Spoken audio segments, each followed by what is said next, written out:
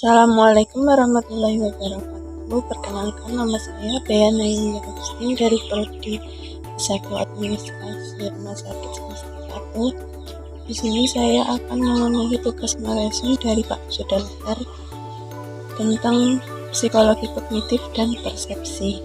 The Computational Brain. Sistem saraf perifer dan otak didesain untuk mempersepsi dan berpikir, melihat, dan memahami sesuatu. Pikiran adalah suatu organ komputasi, didesain oleh seleksi alam untuk memecahkan berbagai persoalan kehidupan sehari-hari, khususnya untuk memahami dan memanipulasi objek, binatang, tumbuhan, maupun objek orang. Menurut Solzhenitsyn tahun 1997, sensasi merupakan deteksi awal terhadap energi dari dunia fisik. Persepsi merupakan kognisi pada tingkatan yang lebih tinggi, melibatkan proses interpretasi informasi sensoris. Sensory brain predisposition.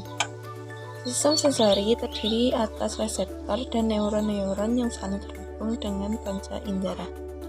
Para ilmuwan kognitif mampu mengobservasi proses kognitif di otak tanpa memindahkan tempurung kepala.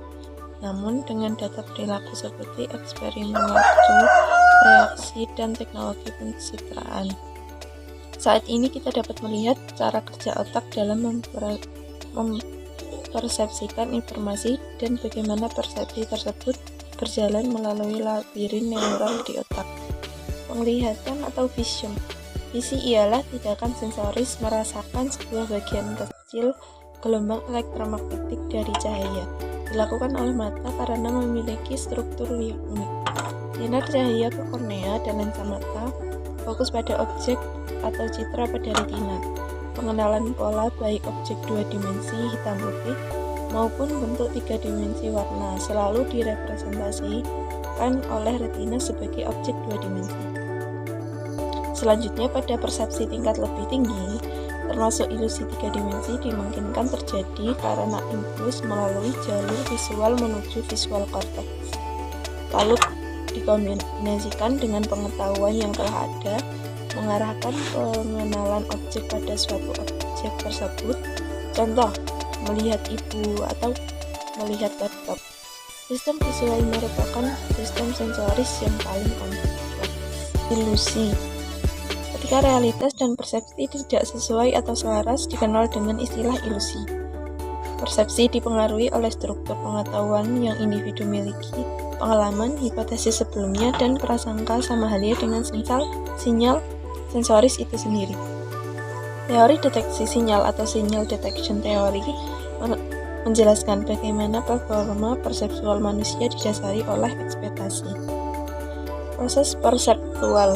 Deteksi dan interpretasi dari sinyal sensoris ditentukan oleh energi stimulus yang dirasakan oleh sistem sensoris dan otak, dan pengetahuan yang tersimpan di memori menjadi pengalaman.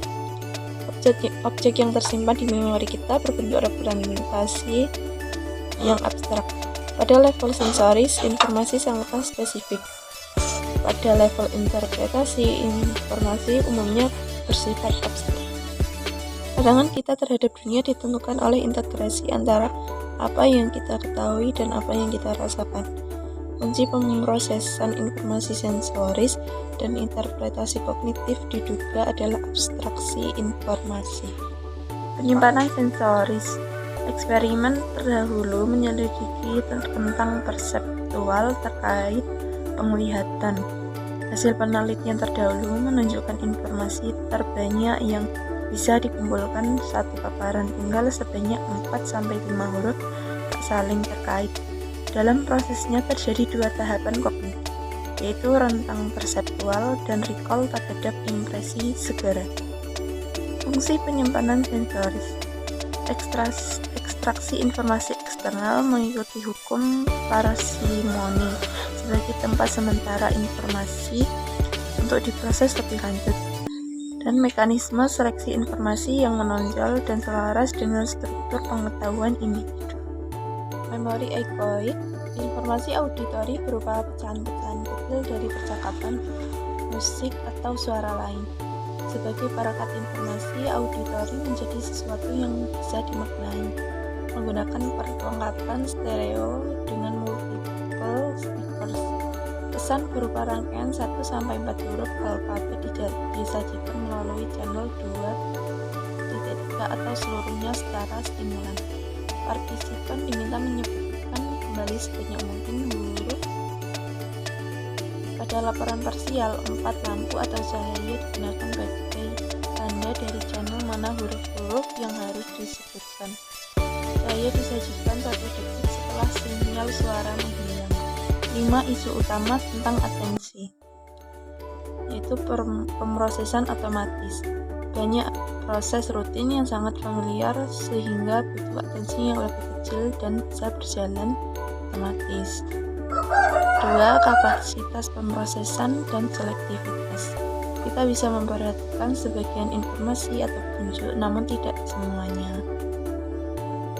3 adalah kontrol. Kita memiliki kendali terhadap stimuli yang kita inginkan. Yang keempat, kesadaran atau consciousness, yaitu perhatian membawa peristiwa masuk ke dalam kesadaran. Yang kelima adalah neuroscience kognitif, otak dan kognitif neuron. Neuroscience merupakan support anatomis bagi atensi sama halnya dengan kognisi. Model atensi selektif, salah duanya ada the filter model dari Bourdain dan the attenuation model dari Treisman. Pemrosesan otomatis atau automatic processing. Ada 3 karakteristik proses otomatis. 1. Muncul tanpa intensi, terlepas dari intensi atau tujuan yang disadari. Contohnya, lebih mudah mengenali kata perawat setelah melihat kata dokter. 2. Tersembunyi dari kesadaran. Priming effect merupakan area ketidaksadaran, tidak perlu proses berpikir. Yang ketiga, mengonsumsi sedikit atau tidak sama sekali menggunakan sumber daya sadar atau konsius tanpa usaha. Persepsi dari bahasa Latin percipio adalah tindakan menyusun, mengenali, dan menafsirkan informasi sensoris guna memberikan gambaran dan pemahaman tentang lingkungan. Persepsi meliputi semua sinyal dalam sistem saraf yang merupakan hasil dari stimulasi fisik atau kimia dari organ pengindra, seperti misalnya penglihatan yang merupakan cahaya yang mengenai retina pada mata, mencium yang mengenai media yang memakai molekul bau atau aroma, dan pendengaran yang melibatkan gelombang suara. Persepsi bukanlah penerimaan isyarat secara pasif, tetapi dibentuk oleh pembelajaran, ingatan, harapan, dan perhatian. Persepsi bergantung pada fungsi kompleks sistem saraf, tetapi tampak tidak ada karena terjadi di luar kesadaran. Persepsi menurut para ahli. Persepsi disebut inti komunikasi karena jika persepsi tidak akurat, kita tidak mungkin berkomunikasi dengan efektif. Persepsilah yang menentukan kita memilih suatu pesan dan mengabaikan pesan yang lain. Semakin tinggi derajat kesamaan persepsi antar individu, semakin sering dan semakin mudah mereka berkomunikasi. Menurut Mulyana tahun 2005, persepsi adalah sumber pengetahuan kita tentang dunia. Kita ingin mengenali dunia dan lingkungan yang mengenalinya. Pengetahuan adalah kekuasaan. Tanpa pengetahuan kita tidak dapat bertindak secara efektif. Persepsi adalah sumber utama dari pengetahuan itu, menurut Sauber tahun 2003. Persepsi manusia, objek atau lingkungan fisik. Melalui lamba-lamba fisik, lebih mudah diramalkan menanggapi sifat-sifat luar. Objek tidak bereaksi, objek bersifat statis.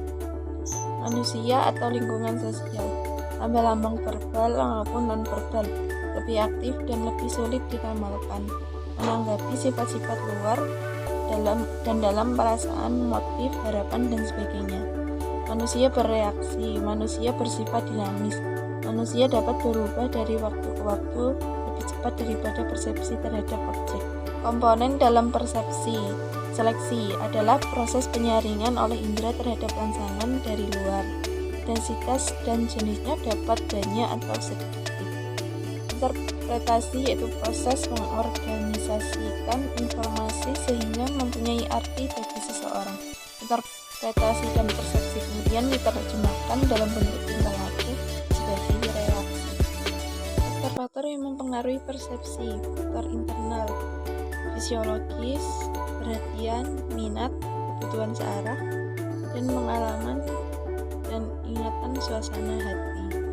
Jadi faktor eksternal, ukuran dan penempatan dari objek atau stimulus, warna dari objek-objek, keunikan dan kekontrasan stimulus, serta intensitas dan kekuatan dari stimulus. Sekian dari saya, mohon maaf jika ada kekurangan. Terima kasih. Wassalamualaikum warahmatullahi wabarakatuh.